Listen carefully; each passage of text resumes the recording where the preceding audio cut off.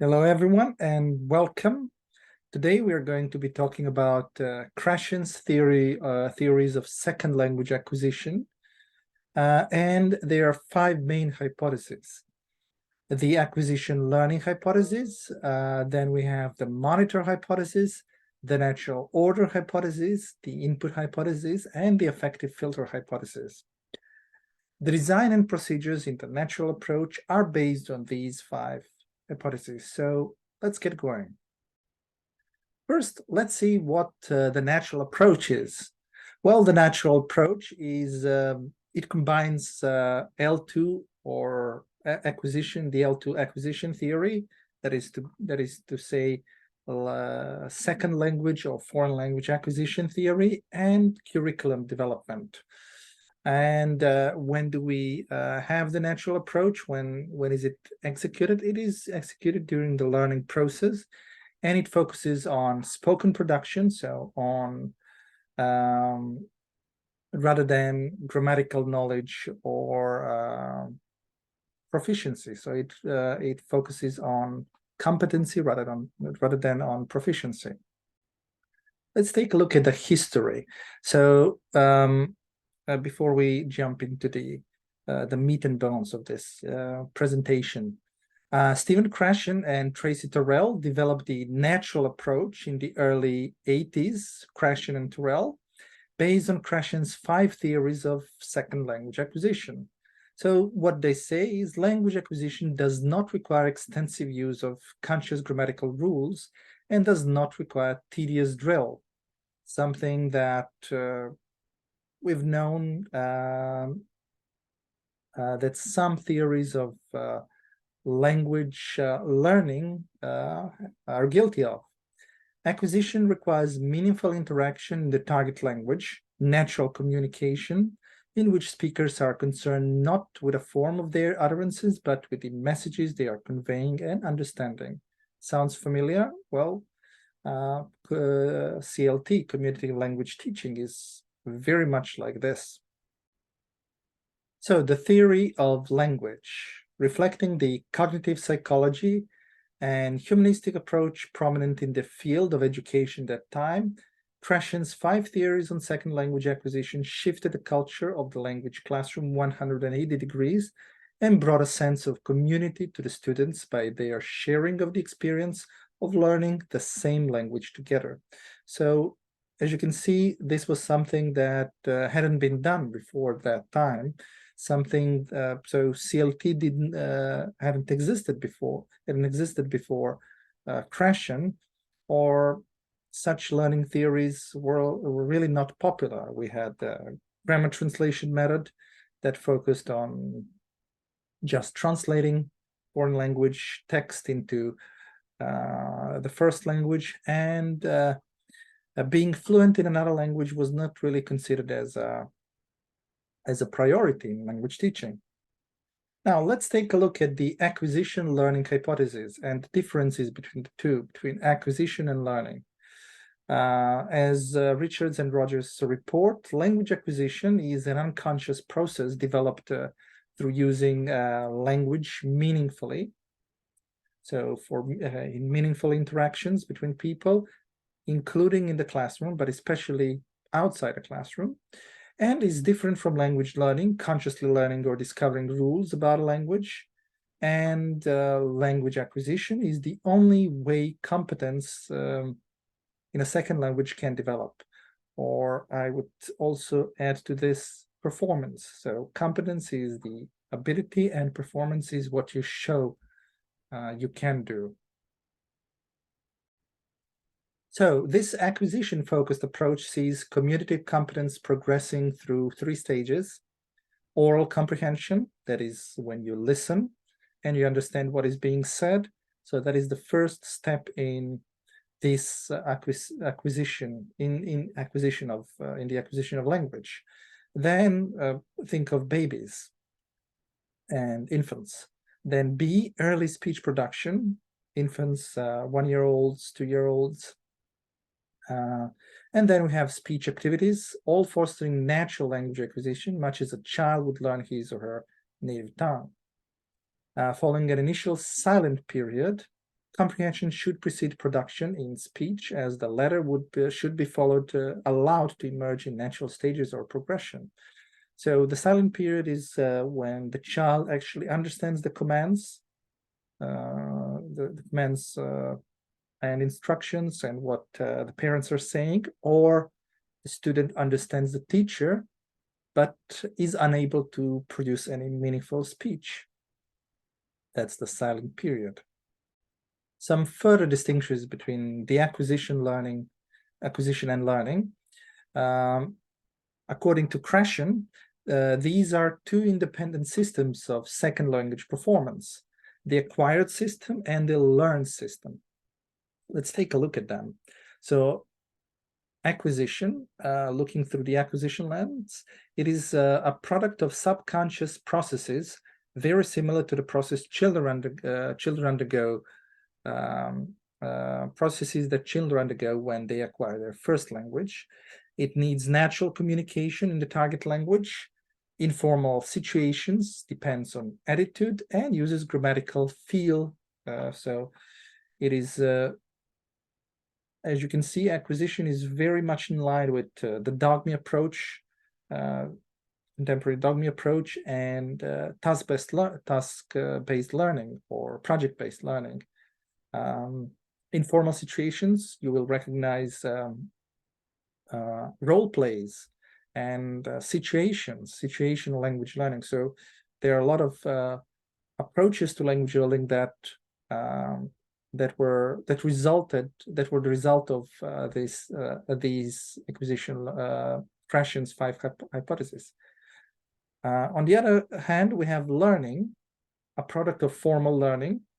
It comprises a conscious process which results in conscious knowledge about the language. For example, knowledge of grammar rules. So it's not the knowledge of language, it's about language. The kind of language knowledge that, for example, teachers have. So formal situations, not informal situations, so there is no slang, there are no phrasal verbs, idiomatic expressions, depends on aptitude, and uses grammatical rules. So I'm sure you've met or you've heard of native speakers who know, who of course speak their language perfectly, but do not know how to explain the grammar they use. Learning is all about that, so it is much conditioned by that. So let's take a look at the strengths and weaknesses of the acquisition learning hypothesis. The strength is that language is learned. Language is learned through natural communication. That is strength, and that's thanks to the work of Krashen. Today we have CLT, we have TBL, and other approaches, popular approaches. What are the weaknesses? The idea of language not leading to acquisition is refuted by the experience of anyone who has internalized some of the grammar they have consciously memorized. So if you learn some language, if you learn some grammar rules, it can help you acquire language. It's not that acquisition is the only way to acquire language. The definitions of acquisition subconscious and learning conscious are not clear enough, says Greg. One thing that, one anecdotal piece of evidence that learning is also important, and why we insist, for example, on meaning form pronunciation in CLT, and we don't have that in TBL, or we can skip it, is the following. So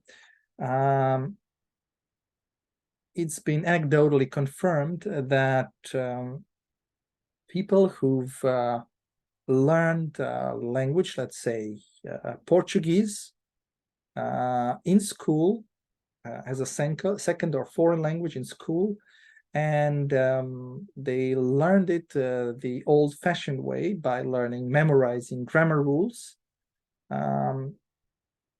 It has been confirmed that they didn't make a lot of progress, and then let's say they moved to from their home country to Brazil. The amount of progress they made there in Brazil, speaking Portuguese, was great. So now they started acquiring language in Brazil. But the fact that they knew the rules,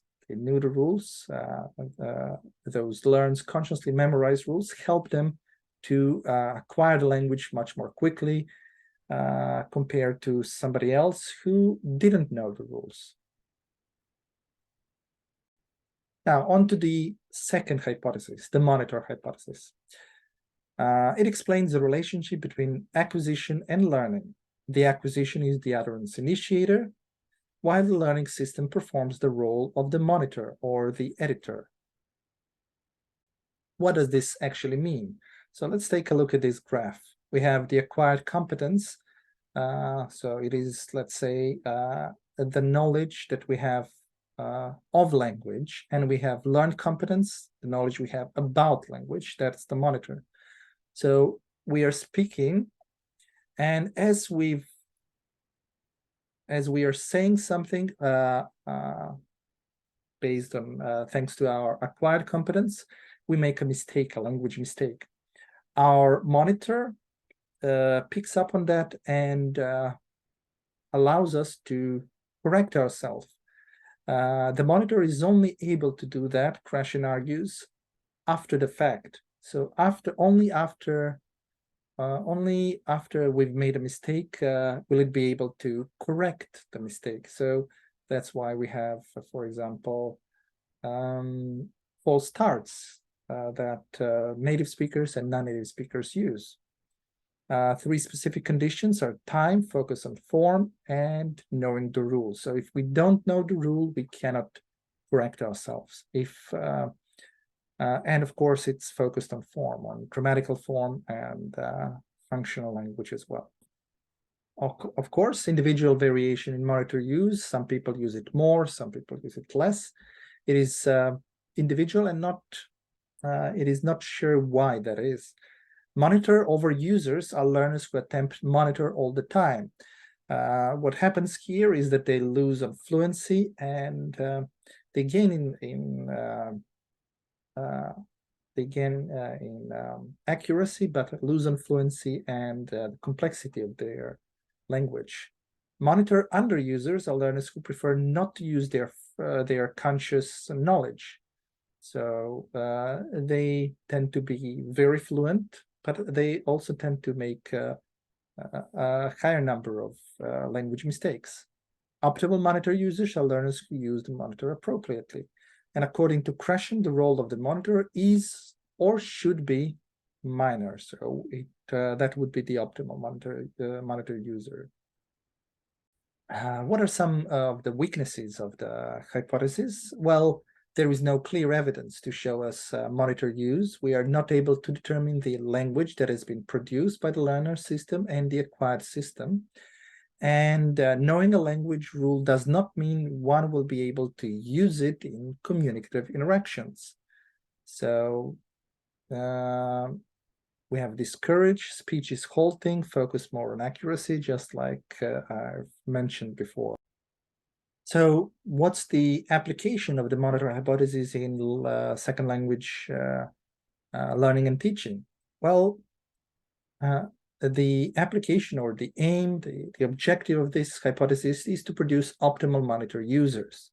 What does it mean? Well, we should have easy rules to remember and apply, rules that one can apply while speaking. So teachers should be mindful not to give overly complex rules to their students. Why? We want communicative competency. Remember, community language teaching, we focus on fluency. However, we don't want to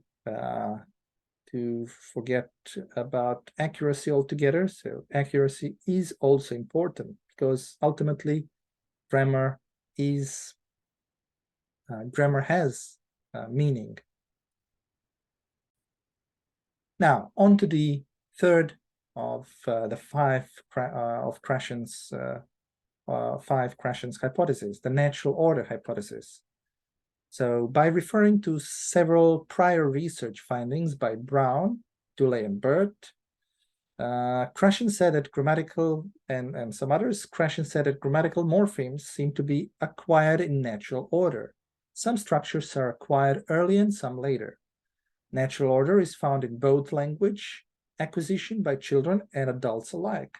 In case of L2, natural order exists regardless of the acquirer's L1. Later findings show that this hypothesis is valid for other language acquisition as well. Let's take an average order of acquisition of grammatical morphemes for English as a second language, children and adults. So here we have the ing suffix in progressive tenses, so the present progressive, plural, and copular verbs or connect or linking verbs like the verb to be, and some others like in special circumstances seem. Auxiliaries are the next grammatical morphemes that are acquired. Progressive as in he is going, so we have he going, she going, I going. So this is the first thing that that is usually acquired by the speaker or learner, and then they acquire the auxiliary, and so they use the plural, for example, elephant, elephants, and then they acquire the ability to use articles, or an elephant, and the elephant in some situations. What comes after the present progressive is irregular past, and suffixes that come with it only come after that. So actually we have irregular past learned first, like went or learned or something like that, and only then do we have the learning of regular past forms. Then we have singular, the suffix s, and possessive s only come after that. So what are some of the weaknesses of the natural order hypothesis? Well, the morphemes themselves do not form any linguistic unity, so there can be no unitary hypothesis to explain why they should follow in sequence. That's what Mason argues. Any language learner's behavior may vary, so a morpheme present today may disappear tomorrow, and the order may depend on, to some greater or lesser extent, upon the situation in which the learners acquire their L2. The complexity of morphemes depends on the learner's L1. Now, someone might say the natural order hypothesis, great, we can use it to base the syllabus on. But it shouldn't be so. It has been said by Krashen, among others. Lots of grammar programs are based on whether the points covered are easy or difficult for the teacher to formulate, rather than on whether they are easy or difficult for the learner to acquire. And perhaps if you look at your course books, you will see that some of them, but not all of them, follow following the footsteps of the natural order hypothesis. On to the next hypothesis, the input hypothesis. This is an important condition for language. An important condition for language to occur is that the acquirer understands via hearing or reading input language that contains structure a bit beyond his or her current level of competence. For example, if a learner is at a stage I, then maximum acquisition takes place when he or she is exposed to comprehensible input that belongs to level I+1. So what does it mean? So let's say that in practical terms, let's say that the learner is at B2-1 level. They will acquire new knowledge and improve their fluency and competency in language if they are exposed to comprehensible input, not that of a native speaker. So let's say they are watching a TV series or reading a book, that wouldn't work. Why? Because the language is too complex for a B2-1 learner. It is a native speaking or C2 level of input that they have. And Krashen suggests that the level should be, let's say, at B2-2 level, so just above the level that the learner has. So what implications does it have for teaching? Teachers should use the so-called teacher's language that is similar to the language that parents use with their children. So it is simplified a bit and uses simplified grammar and vocabulary in some situations. Adapts and should be adapted to the level of the learner. The input hypothesis is only concerned with acquisition, not learning, and human acquires language in only one way, by understanding messages or by receiving comprehensible input, and learners improve and progress along the natural order when they receive L2 comprehensible input. Krashen further suggests that speaking is a result of acquisition and not its cause. What does it mean? Well, if input is understood when we are listening something, and there is enough of it, the necessary grammar is automatically provided. There is no need for explicit teaching of grammar rules. Teaching applications, as I've already mentioned some of them, Krashen suggests that natural commutative input is the key to designing a syllabus. Commutative language teaching approach, or CLT, cooperative learning approach, scaffolding. Michael Long takes up where, in a sense, Krashen left off. He posits in what has come to be called the interaction hypothesis that comprehensive input is the result of modified interaction. Krashen's hypothesis is closely related to another theory by another linguist, Vygotsky. Vygotsky influenced Krashen's second language acquisition theory. Application of their theories to second language teaching produces similarities. So Vygotsky's concept of zone of proximal development, social constructivism. For example, in their first language, we have baby talk, accommodation theory that I mentioned earlier. So parents using baby talk, and it is linked to nature and nurture between function and form. So we have nature, that's function, that's and then we have nurture or form, that is. So in other words, we can acquire any function, but nurture, based on the location we are in, we're going to learn one or another language and one system of grammatical rules or another. Now I'll leave you with this this chart, or it's called the Ecology of Language Acquisition by Brown. I would like you to tell me how you understand it, and tell me a little bit about the input and output, the inferred competence and intake in your comments down below after the video. So how do you understand this this chart or graph? The theory, of course, or hypothesis has drawn a lot of flack and criticism. The strengths are undeniably that the more comprehensible input, the more L2 proficiency we have.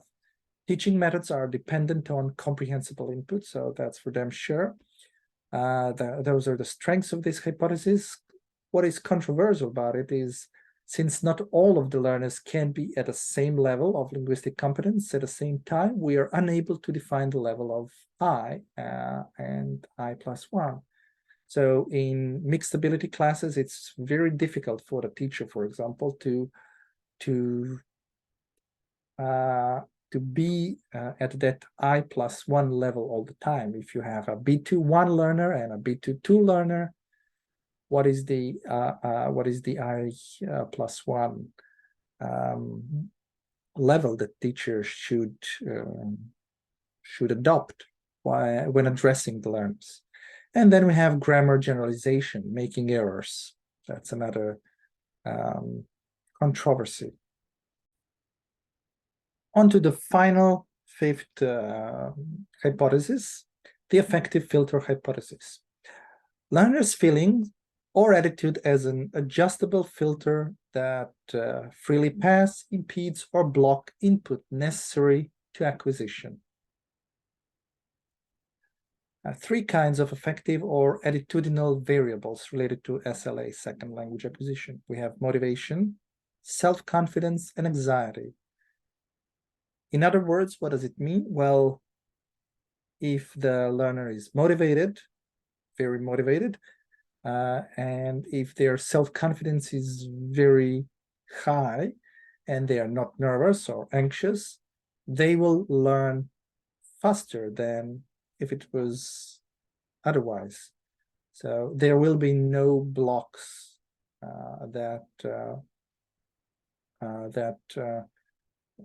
there will be no blocks that create problems for the learner to acquire the second language or foreign language.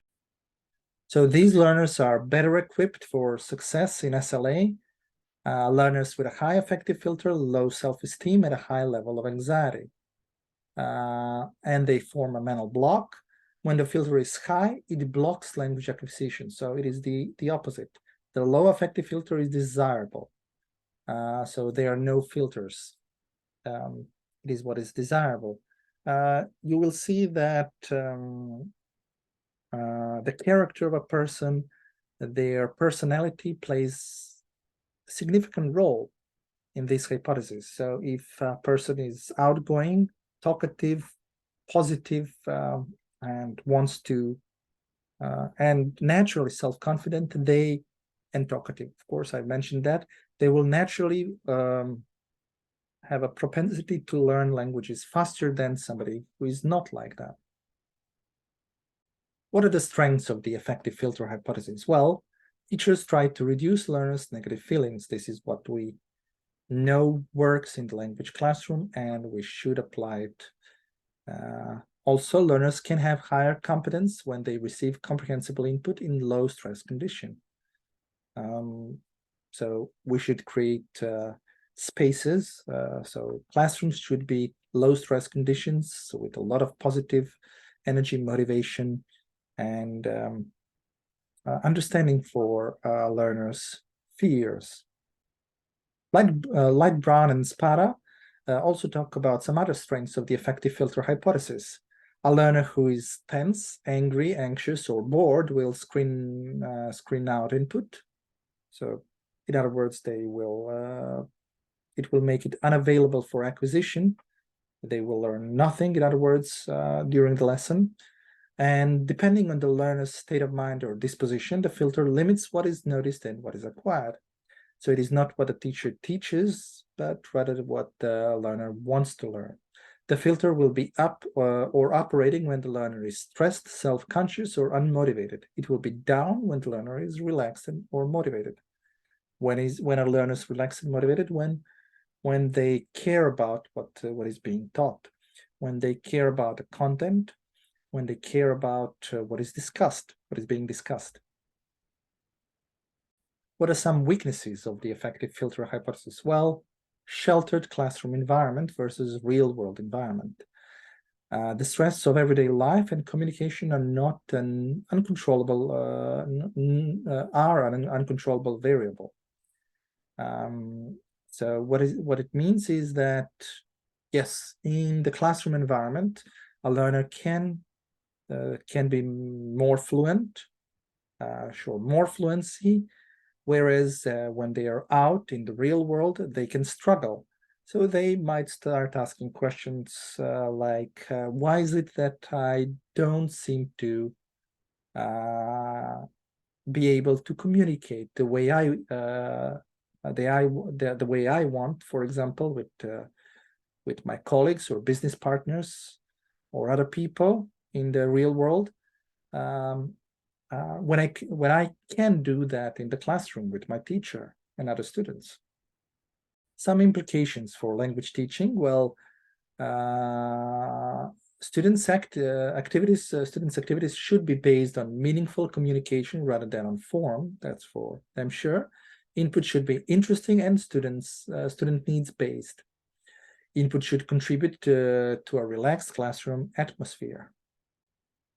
So, to round up this discussion about the 5 hypotheses, Krashen's hypothesis, I thought that this would be a great quote by Stephen Krashen. So the best methods are therefore those that supply comprehensible input in low anxiety situations containing messages that students really want to hear. These methods do not force early production in the second language, but allow students to produce when they are ready, recognizing that improvement comes from supplying communicative and comprehensible input, and not from forcing and correcting production. As you can see in this short passage, Stephen Krashen beautifully beautifully entailed all the positive aspects of his 5 hypotheses, as of course related to second language acquisition. The presentation contains some additional slides. I'll share the presentation, the PDF, with you, and you'll be able to dive deeper into what we are discussing here and what we've discussed so far. Now I would like to turn my attention to materials and activities as related to the 5 hypotheses. The primary goal of materials to make classroom activities as meaningful as possible by giving the extra-linguistic context that helps the acquirer to understand and thereby to acquire. Krashen and Terrell. So what does it mean? Realia, so are of paramount needs based and not textbook, so they are of paramount importance. Realia, like pictures, visual aids, schedules, brochures, ads, maps, simple books, games. So schedules, real train schedules, brochures of real places, hotels. So we should have as much materials that are that come from places that do exist in native-speaking countries or non-native-speaking countries as possible. Games, including role plays. Let's take a look. So real-life dialogues, so dialogues that can truly occur. Not things like, for example, my pencil is red. This book is blue, or something like that.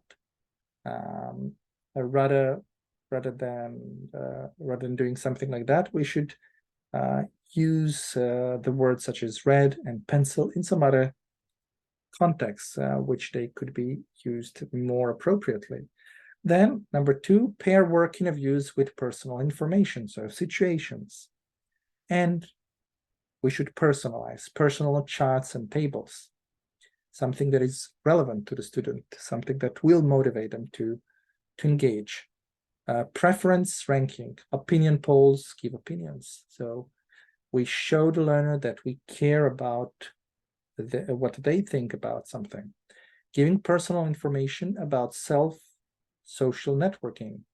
So that's another important aspect.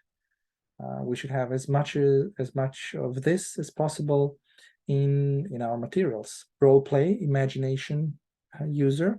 So sometimes we can use role play and imagination users because it might be inappropriate or uncomfortable for the student.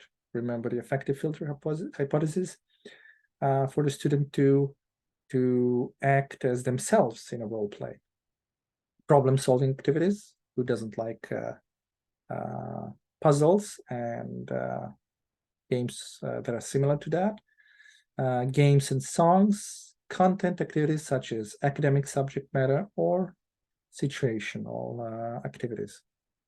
So let's summarize Krashen's theories of second language acquisition. Acquisition is more important than learning. In order to acquire, two conditions are necessary. The first is comprehensible, or even better, comprehended input containing I+1. Structures are a bit beyond the acquirer's current level. And second, a low or weak effective filter to allow the input in. Present as much comprehensible input as possible, you as a teacher.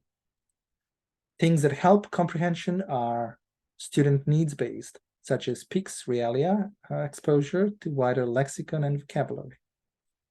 Focus should be on reading and listening. Speaking comes later when the language learning is ready. So we should not force it. Natural approach focuses mainly on basic communication skills. The second perspective is that the purpose of a language course will vary according to the needs of the students and their particular interests. So this concludes our presentation on the natural approach in second language acquisition. Thank you for your kind attention. And these are the presentation resources that you can consult for further research and reading. Thank you for your time. Have a great weekend.